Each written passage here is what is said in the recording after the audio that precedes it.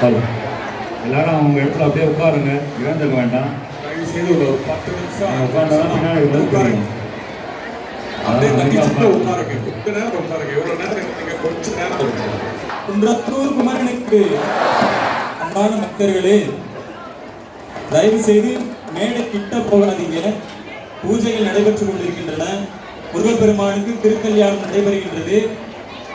நீங்க நமக்கு நடக்கிற திருமணம் மாதிரியே போய் சொந்தக்காரங்க அமுக்கி நிற்கிற மாதிரி சாமி கிட்ட போகாதீங்க. சூர சம்ஹாரம் முடித்து விட்டு நம்முடைய வள்ளி